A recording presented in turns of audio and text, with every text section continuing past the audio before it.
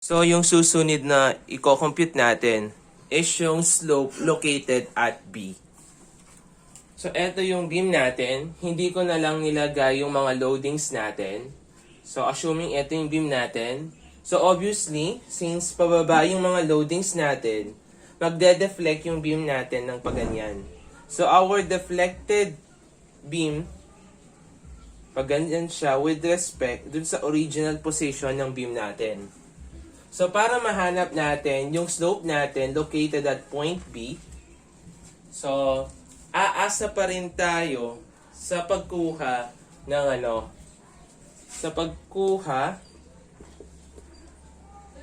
sa paggamit ng moment center, sa paggamit pala ng mga moment diagram by parts natin. So, first step na gagawin natin dito is mag-draw tayo ng mga tangent lines. So dito, from the point A, mag-draw tayo ng tangent line. So that is our tangent line at A. So mag-meet siya din sa point A. And also, we will draw a tangent line at point B naman. So that will become our P sub B. So, the angle between the tangents of A and B, yung tinatawag nating theta B over A or theta A over B. So in this example, sabihin natin that our reference is yung tangent at A. So sabihin natin that this is tangent of B with respect to A.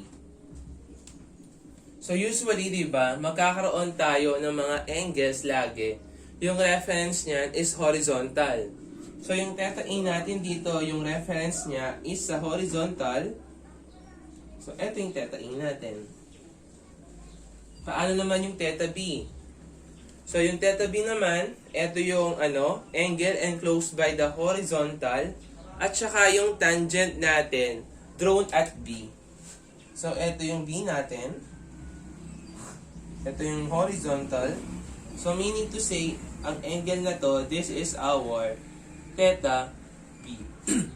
So, kung mapapansin ninyo sa figure natin, no, paano tayo makaka-relate ng relation sa tatlong slope na yan, sa tatlong theta na yan. So, kung ilalagay natin by, kung ilalagay natin yan, so kung mapapansin ninyo, yung theta B natin along the horizontal. So kung maglalagay tayo ng mga horizontal line along the tangent B, theta B pa rin yun. So in this example, kung maglalagay tayo ng horizontal line dito, with respect dito sa tangent natin at B, this is also yung tangent at B natin. Tama? So, yung tangent at B natin, kung mapapansin ninyo, from the horizontal line hanggang dito sa tangent at A, yun naman yung tangent at A natin. What I mean is, yun naman yung slope at A naman natin.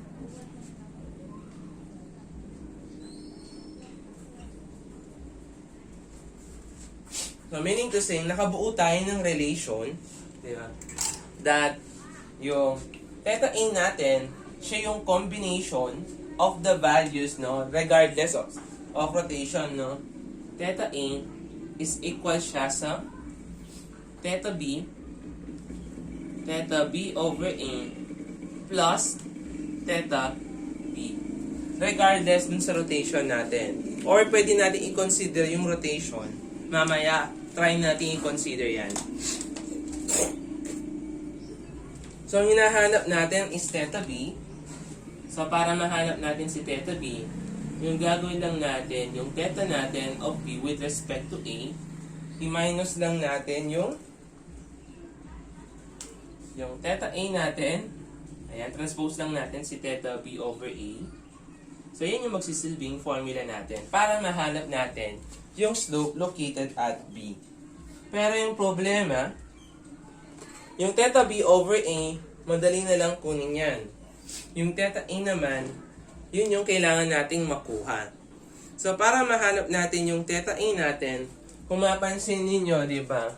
Meron na tayong value ng tangent deviation natin ng D with respect to A, which is equal to 280 over 3EI.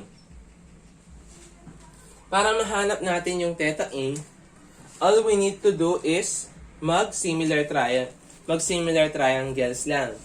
So, in this example, para mahanap natin, hindi pala mag-similar triangles, no? Mag-tangent lang. Opposite over adjacent.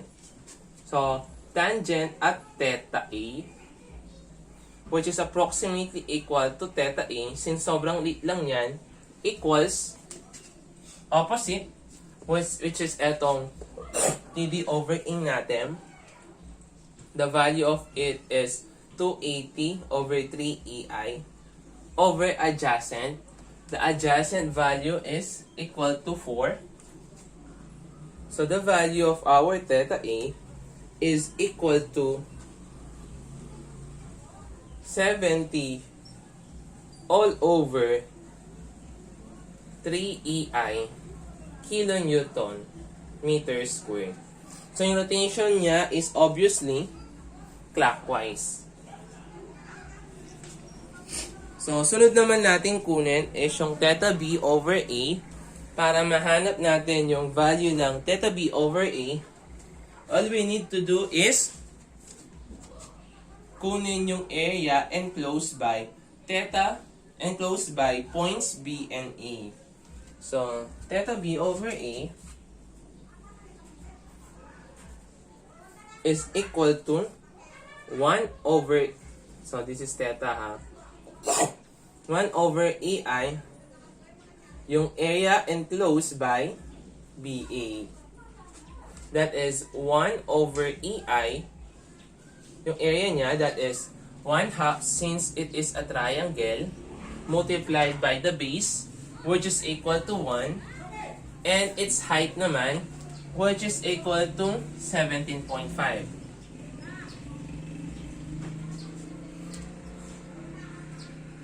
Is equal to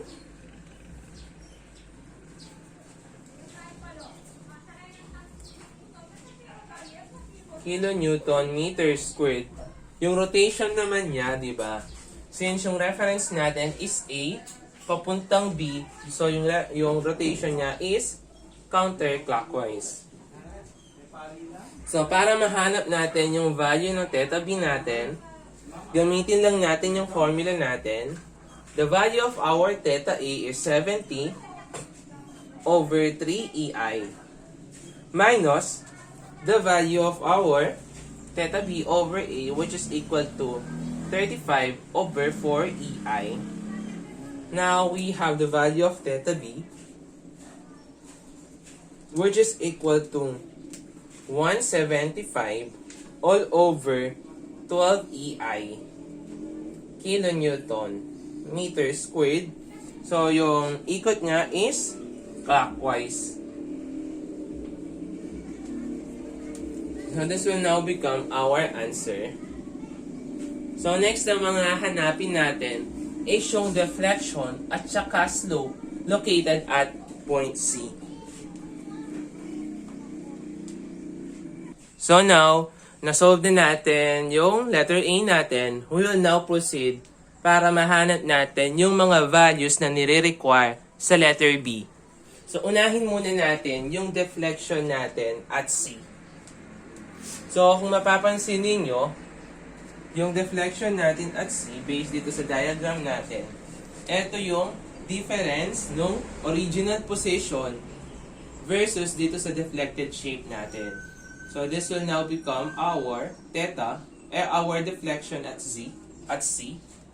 So, ito naman, from the deflected curve hanggang dito sa tangent line ng A, ito yung tangent deviation of C with respect to A. So, kailangan nating mahanap yung mga values niyan. So, this is para makuha natin yung deflection natin sa C. Same procedure lang yung gagawin natin. So, kukunin lang natin yung TD over A, given na yan since nakuha na. And then, mag-similar triangles lang tayo para mahanap natin yung ordinate na to. Let's say, let's name na yung point natin dito, that is C double prime. Pag nakuha natin si C double prime, kunin natin si TC over A, i-minus natin siya sa CC double prime para makuha natin si deflection at C. So, that is our plan. So, based dito sa figure natin, mapapansin ninyo that CC double prime is equal to yung deflection natin at C plus yung TC over A natin. Thus, the deflection at C is equals to CC double prime minus the value of TC over A. So, kunin muna natin si CC double prime. So, para mahanap natin yan by similar triangles, so CC double prime is, that is TD over A, which is equal to 218 over 3EI over yung length niya, which is equal to 4, is equal to CC double prime all over etong length niya, which is equal to 2. Therefore, makukuha na natin yung value ng CC double prime, which is equal to 140 over 3EI kilonewton cubic meter. Since nakuha na natin si CC double prime, let's proceed naman in determination the value of our TC over A.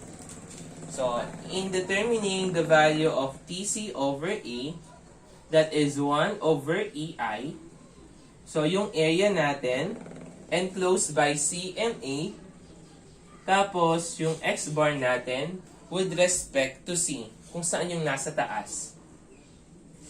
So, lagay lang natin, TC over A is equals to 1 over EI, yung area natin. So, enclosed by the points, nandito yung C natin. Enclosed by TC over A. Ngayon yung problema is, hindi natin alam yung value ng ordinate na to, at saka yung ordinate na yan. So, yung gagawin lang naman natin is, imo-moment natin etong 17.5 dito sa C. So, 17.5 multiplied by the distance na 2. So, that will become 35. So, yung value natin dito is 35. So, pwede kang mag-similar triangles dyan, kaso sobrang bagal nun. Sobrang procedural. So, yun na lang yung gawin natin. And eto namang 20. So, since pababa yan, magiging negative yan. Tapos, i-moment natin sa C. So, 20 times 1, that will become negative 20.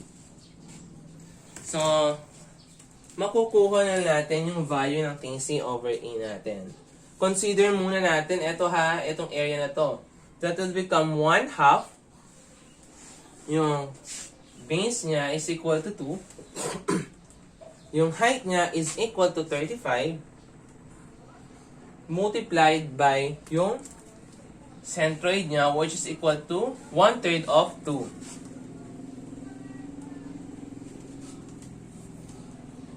Minus 1/2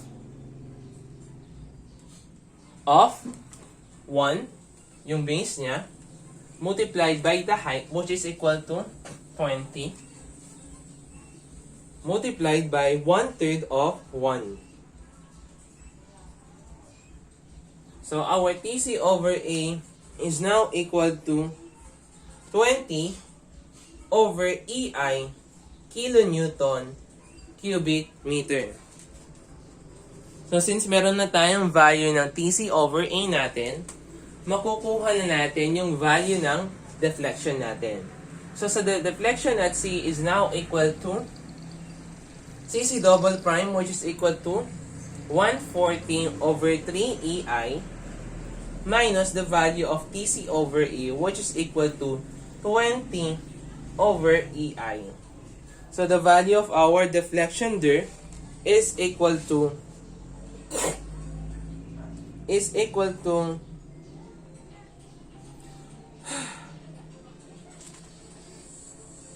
over 3 EI kilonewton cubic meter. Ngayon, nakuha na natin yung deflection natin at C. So, this is our deflection at C. So, kunin naman natin ngayon is yung slope natin at C. So, para mahanap natin yung slope natin at C, so, kailangan nating mag-draw ng mga tangents ulit. So, assuming, no, mag-draw tayo ulit ng tangent dito sa A.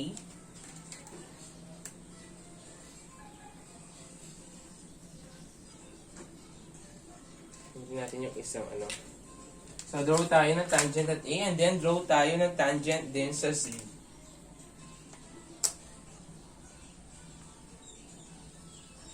This is tangent at A. Tapos draw tayo sa tangent at C. So, dito yung C natin. Sabihin natin dito yung point of tangent C. So, this will now become our tangent at C. So, with respect to the horizontal, yun yung laging natin, measurement ng slope. So, this is our theta A. So, yung theta C natin, so, nandito yung C. So, approximately, ito yan. So, that is theta at C. So, yung angle naman between the tangents. So, sabihin natin that our reference is yung A naman, papunta sa C. So, eto, from this one hanggang doon, that is our theta C with respect to A. So, bubuo tayo ng relation sa tatlong yan para mahanap natin yung value ng slope natin. So, let's form a relationship between those three slopes para ma-solve na natin yung nire-require ng problem natin. So, anuhin lang natin, enlarge lang natin to, palitan lang natin yung location niya. So, this will become, eto yan, tama? From the tangent at A papunta sa tangent at C, that is theta C over E. So, yung reference natin lagi dyan is horizontal. So, kung gagawin natin, magkakaroon tayo dyan. So, yung reference natin is horizontal. So, let's see, mag-draw tayo dito ng linya. From the horizontal, kung mapapansin ninyo, along dito sa tangent at C, ito pa rin yung tangent natin at C. So, this is our tangent at C. Tangent. Sorry. That is our slope at C. So, dito naman, with respect sa horizontal, along the tangent line at A, mapapansin ninyo, located dyan yung tangent natin at A. Therefore, we can have a relation na yung theta C over A is equal siya sa theta C plus theta A. So, yan naman, ano lang ha, hindi natin kino-consider dyan yung sign. So, kino-consider lang natin dyan yung value niya. So, therefore, makukuha from that relation, makukuha na natin yung value ng theta C natin. So, obviously, theta C is equal to theta C over A minus the value of theta A. So, yung theta A natin, from the previous example, nakuha na natin yung value niya. So, theta A, sa previous example, that is equal to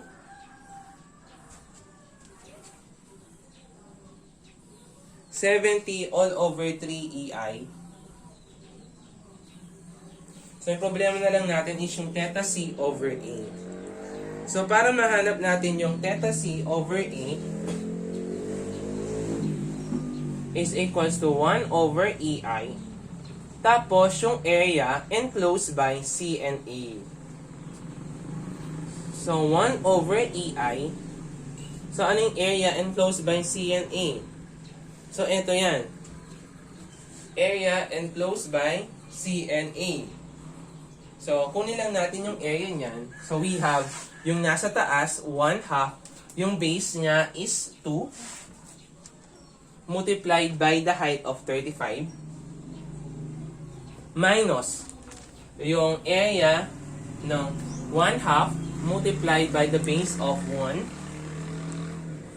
And a height of 20. So, we have a value of theta C over A, which is equal to 25 over EI kilonewton meter squared. Now, the value of our theta C is equal to, yung value ng theta C over A natin is equal to 25 over EI minus the value of theta A natin na 70 over 3 EI. So, value of theta C is equal to 5 over 3 EI kilonewton meter squared. Rotation is counterclockwise. So, this is what will now become our answer.